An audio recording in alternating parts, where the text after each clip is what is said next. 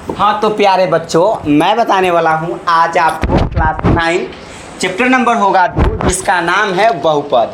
Chapter number 2 जिसका नाम क्या होगा? बहुपद। और प्रश्नावली 2.1 को बताने वाला हूँ। आज आपको शानदार तरीके से इस कदर से बताऊँगा कि समझ में आ जाए और शानदार तरीके से आपको दिमाग में चले जाए अच्छे तरीके से। ठीक है, तो चलिए आज की क्लास को शानदार तरीके से स्टार्ट करते हैं और इस कदर से सीखेंगे कि एनी टाइम के लिए याद रहेगा। ठीक है, तो चलिए आज की क्लास छोटे से एक क्वेट्स के साथ। आपके लिए क्वेट्स है। क्या है आपके लिए क्वेट्स? लिखा गया यहाँ पर, लिखा गया आपके सामने, असफलता एक चुनौती है। क्या लिखा गया है यहाँ पर?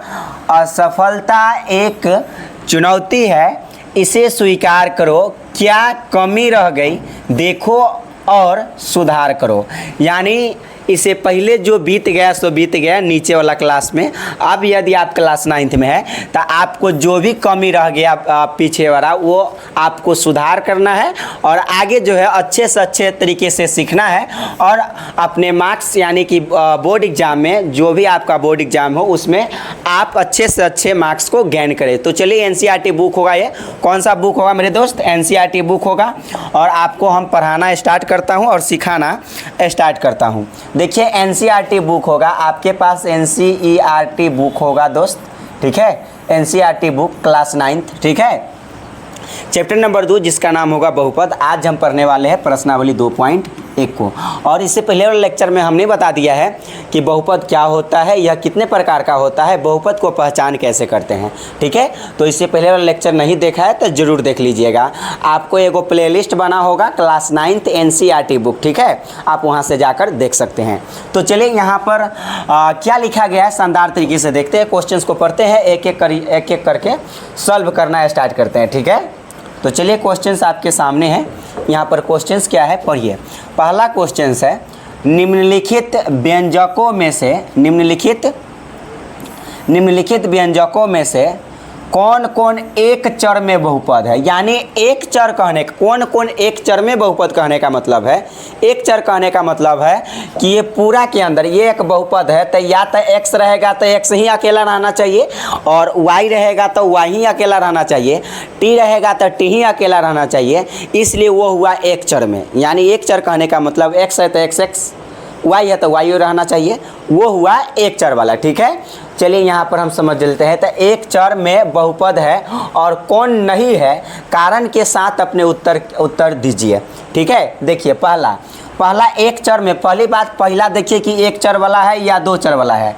एक चर कहने का मतलब हमने बताया कि या तो y होगा या तो x होगा। तो यहाँ पर कहेंगे ये है x², यहाँ x है तो इसका मतलब एक के गो चर है केवल x, समझे? x² और फिर x है तो x वाला ना आया, केवल एगो आया x। तो आप मतलब x है, यहाँ भी x है तो एक के गो चर शामिल है। तो हम कह सकते हैं कि ये एक गोचर है। एक गोचर कौन है? तो x है केवल। तो यहाँ पर है, आप समझ सकते हैं क्या एक चर में ये बहुपद होगा या नहीं होगा, बस आंसर आपको दे देना है, बात रहे ख़त्म। तो ये पहला नंबर है, पहला का आप फर्स्ट लिखेंगे। ठीक है, और हल यहाँ पर कर देंगे और बात हो जाएगा ख़त्म। देखिए यहाँ पर है 4x² और माइनस में है 3x, प्लस में है 7। क्या एक चर में एक बहुपद है? कहेंगे हाँ बिल्कुल एक चर में एक बहुपद है। बिल्कुल जो है एक चर में एक बहुपद ये है। क्यों है? कहेंगे बहुपद क्या होता है? बहुपद होता है x या y या z की जो पावर होना चाहिए एक पूर्ण संख्या होना चाहिए। तो देखिए यहाँ पर पावर 2 आया है ना कि हाँ, इसलिए ये बहुपद होगा। यानी पहला नंबर बहुपद होगा कि नहीं? कहेंगे एक चर में बहुपद होगा, वो भी एक चर में। देखिए यहाँ पर x है, ये भी x है, मतलब x है ना, तो आप कहेंगे x है, केवल x। अगर y इसमें फिट आ जाता तो 2 गो चर हो जाता, जो कि एक चर में बहुपद नहीं होता। इसलिए एक चर में बहुपद है। अब बहुपद क्या होता है? जिसके पावर क्या हो? एक पूर्ण संख्या हो। पूर्ण संख्या 0 से स्टार्ट होता है, 0 1 2 3 4 डॉट डॉट डॉट अनंत तक। तो इसलिए 2 भी x के पावर 2 है। ठीक है, एक पूर्ण संख्या है, x के पावर कुछ नहीं तो 1 होगा, यानी ये भी एक पूर्ण संख्या है। तो इसलिए ये एक बहुपद यानी एक चर में बहुपद होगा। एक चर में यानी x से ना है तो आप कहेंगे एक चर में बहुपद होगा। तो यहाँ पर लिख सकते हैं कि दिए गए बहुपद एक चर में बहुपद है।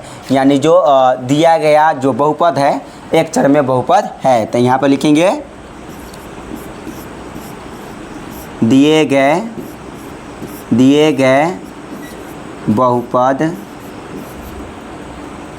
गए आप यहाँ पर क्या बोल सकते हैं, कौन कौन व्यंजक लिखिए, ज़्यादा बेटर है। कहा ना कि कौन कौन व्यंजक यहाँ पर लगा दिया है, व्यंजक लिखिए, ठीक है। तो यहाँ पर लिखिए दिए गए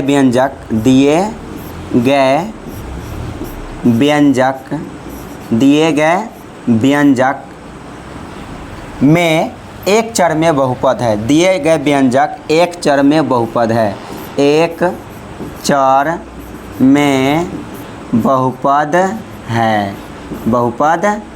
बात रहे खत्म। बहुपद है कि नहीं एक चर में, तो कहेंगे हाँ है, अतः यहाँ पर लिख देंगे, काम रहे खत्म हो जाएगा। अतः जो दिए गए व्यंजक है वह एक चर में बहुपद है। तो पहला हो गया बनकर कंप्लीट। अब चलते हैं अगले नंबर क्वेश्चंस के ऊपर, इसको हम इरेज करते हैं, ठीक है। चलिए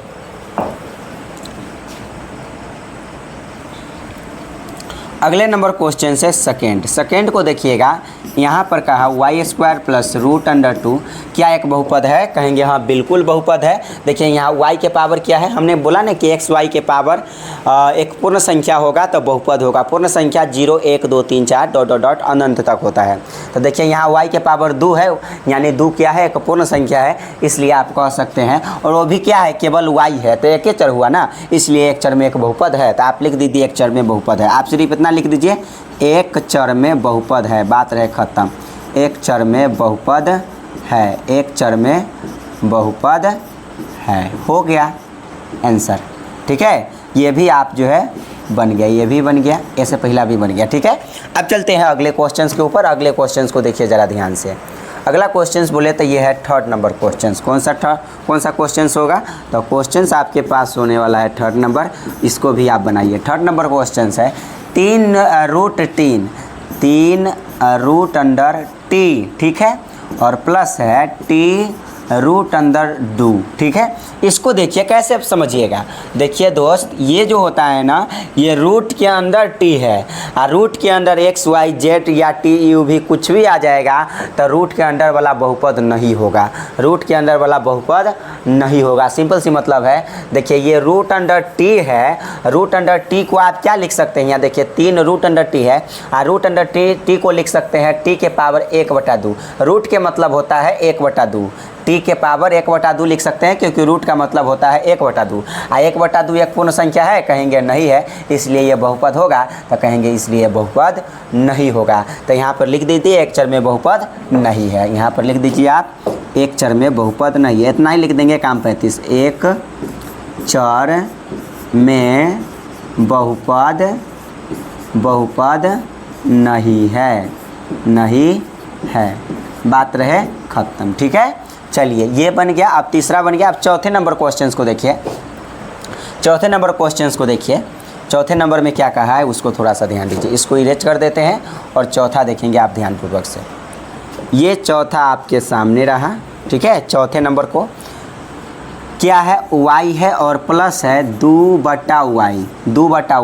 देखिए जब भी बटा में x y z आ जाएगा ना, तो ये बहुपद नहीं होगा, ये बहुपद नहीं होगा। यहाँ पर लिख देंगे बटा में x y z आ जाएगा तो कहेंगे बहुपद नहीं होगा, बहुपद नहीं होगा। बटा में x y z आ जाए कहेंगे बहुपद नहीं होगा, इसलिए ये बहुपद नहीं है, इसलिए ये बहुपद नहीं है। तो यहाँ पर लिखेंगे बहुपद नहीं है, एक चर में बहुपद नहीं है। एक चर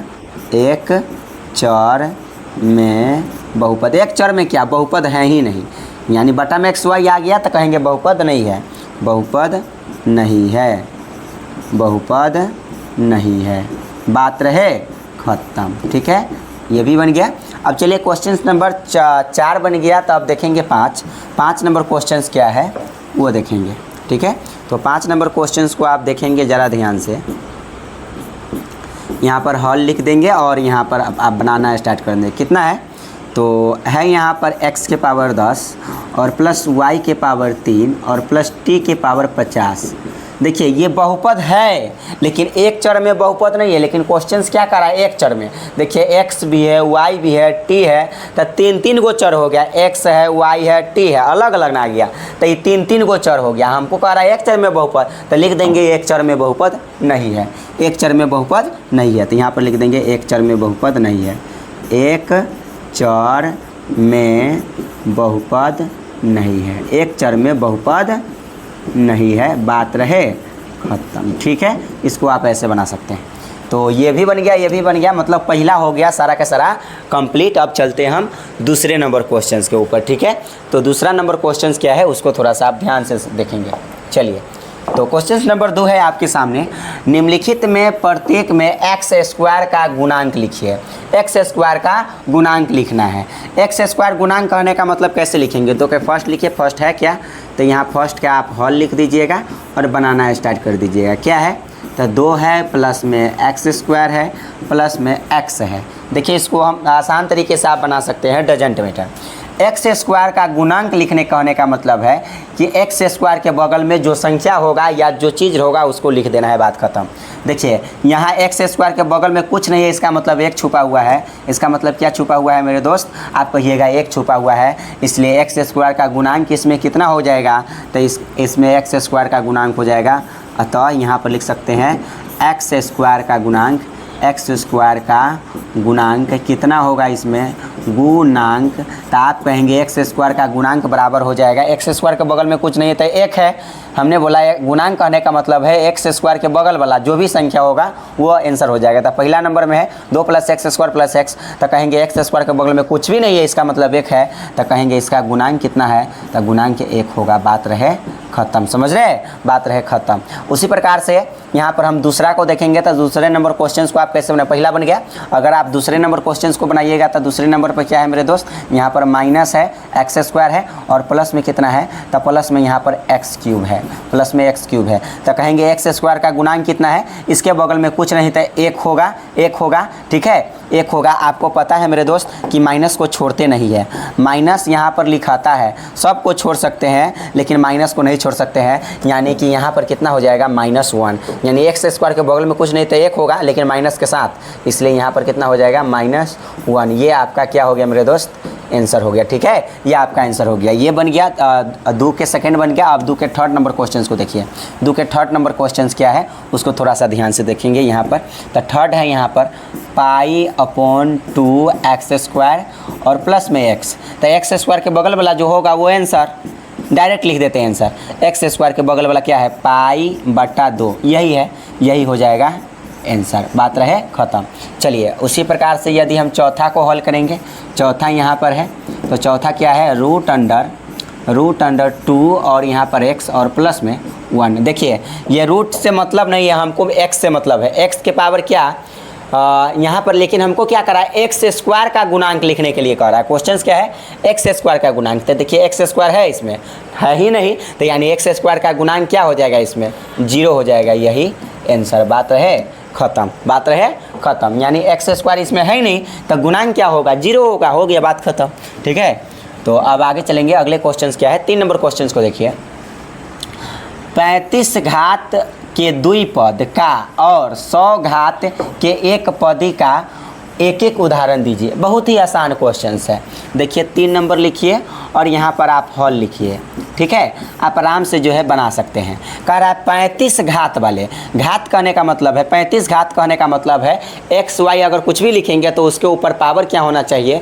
35 होना चाहिए, पावर। तो यानी आप लिख सकते हैं एक्स के पावर यहाँ पर लिख दीजिए 35 और प्लस में आप एक्स स्क्वायर कुछ भी लिख सकते हैं, आगे चल के बहुत भी हो सकता है। तो देखिए यही हो गया आपका आंसर। आप यहाँ से ज़्यादा लंबा लिखने का क्या ज़रूरत है? कहा ना घात द्विपद का और घात एक घात, पहले कहा द्विपद, पद कैगो होना चाहिए?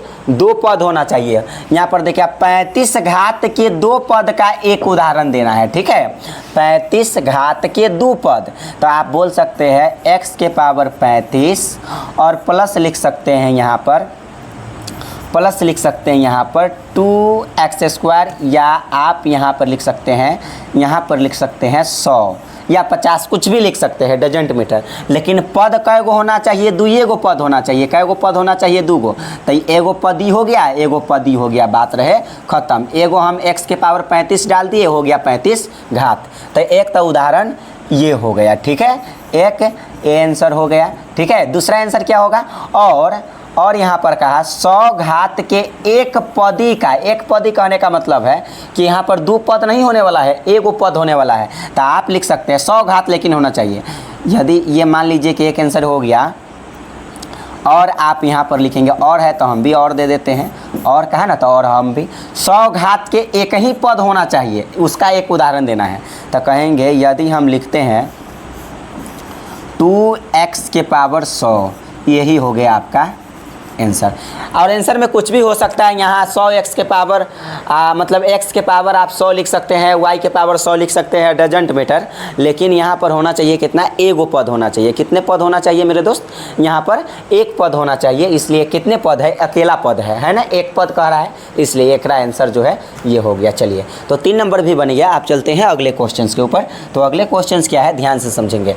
अगले क्वेश्चन से निम्नलिखित बहुपदों में से प्रत्येक बहुपद की घात लिखिए। घात कहने का मतलब है, देखिए 4 घात कहने का मतलब क्या होता है, घात कहने का मतलब होता है मेरे दोस्त, जो सब पूरे बहुपद में जो सबसे बड़का पावर होगा ना, एक्स वाई जेड के पावर जो ऊपर सबसे बड़का पावर होगा वही आंसर होगा। तो देखिए यहाँ पर अगर फर्स्ट की बात करें तो फर्स्ट है यहाँ पर 5x³ प्लस में है यहाँ पर 4x² और प्लस में 7x। तो कहेंगे इसमें बड़का पावर कौन है, x के पावर 2 की 3, तो कहेंगे 3 है, हो गया 3 आंसर। कितना हो गया, 3 आंसर। बात रहे ख़त्म, ठीक है, बात रहे ख़त्म। तो सेकंड हो गया, फर्स्ट हो गया। अब सेकंड को आप हल करेंगे तो सेकंड क्या है यहाँ पर सेकंड है 4 - y², 4 - y²। तो इसका क्या हो जाएगा आंसर, तो इसका हो जाएगा, देखिए कहा ना कि बहुपद की घात, घात मतलब पावर आपको निकालना है। घात बोले तो क्या निकालना है मेरे दोस्त, घात बोले तो यहाँ पर हमें पावर चाहिए।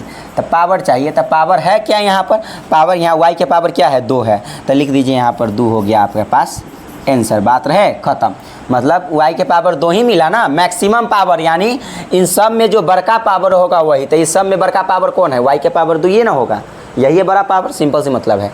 चलिए अब थर्ड नंबर क्वेश्चन को देखेंगे। तो थर्ड नंबर का अगर हम देख लें तो मान लीजिए थर्ड को आप बनाना स्टार्ट कीजिएगा। तो थर्ड नंबर यहाँ पर है 5t - √3, 5t - √7।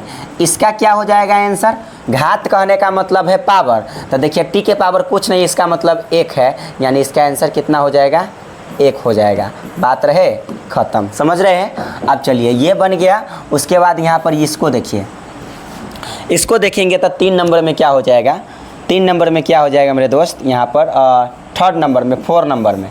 तो 4 नंबर को देखेंगे तो यहाँ पर 3 है। तो इसमें घात क्या हो जाएगा, निम्नलिखित में से प्रत्येक बहुपद की घात लिखिए। तो इसका घात क्या होगा, इसका घात होगा 1।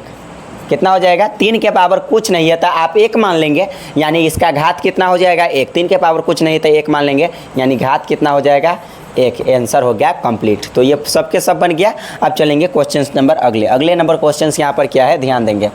बताइए कि निम्नलिखित बहुपदों में कौन कौन बहुपद रैखिक है और कौन कौन द्विघाती है और कौन कौन त्रिघाती है।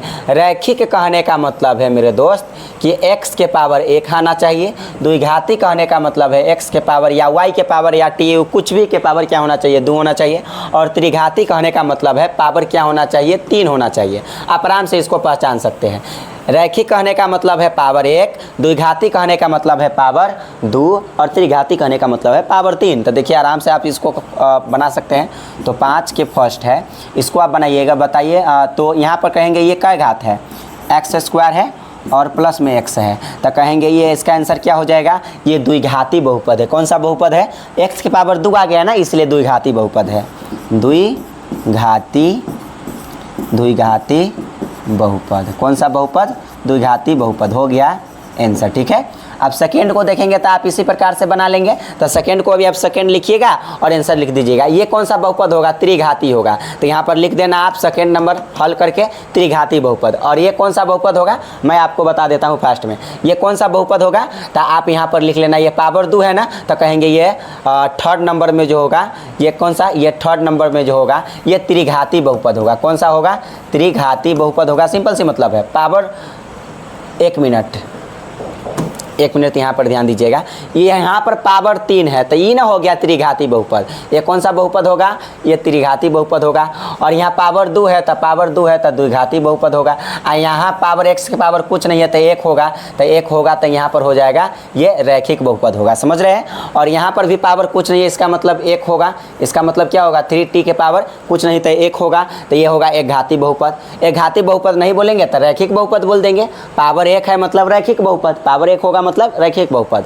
और यहाँ पर r² है, यहाँ पर क्या है r², तो पावर 2 हो गया ना, इसलिए ये कौन सा बहुपद होगा, पावर 2 हो गया तो द्विघाती बहुपद होगा, ठीक है। और उसके बाद है 7x³ है, 7x³ है। 7x³ कहने का मतलब है पावर 3, और पावर 3 हो गया तो कहेंगे कौन सा बहुपद होगा, त्रिघाती बहुपद। आप आराम से इसका फर्स्ट सेकंड ऐसे थर्ड देकर आप आराम से जो है इसको लिख सकते हैं, ठीक है। तो ये सारा का सारा हो गया यहाँ पर समाप्त, ये सारा का सारा हो गया यहाँ पर क्या हो गया, समाप्त हो गया। इसको आप फर्स्ट में जो होगा लिख लीजिएगा, या इसको लिख लिए द्विघाती लिख दिए हैं, त्रिघाती, यहाँ पर द्विघाती, यहाँ कुछ नहीं पावर 1 मतलब रैखिक बहुपद, यहाँ पर कुछ पावर नहीं इसका मतलब 1 होगा, t के पावर कुछ नहीं इसका मतलब 1 होगा, रैखिक बहुपद। यहाँ पर है r², और r² कहने का मतलब पावर 2 हो गया तो ये द्विघाती बहुपद। यहाँ 7x³ है यानी कि पावर 3 हो गया, x के पावर 3 तो करेंगे त्रिघाती बहुपद। आप आराम से इस सबको ऐसे लिख सकते हैं, ठीक है। तो ये बनकर हो गया कंप्लीट, ये बनकर हो गया कंप्लीट, ठीक है। तो आप आराम से इसको आप लिख लीजिएगा, ठीक है। सो सारा का सारा जो है क्वेश्चंस बन गया है। सो प्रश्नावली है 2.1 हो गया समाप्त।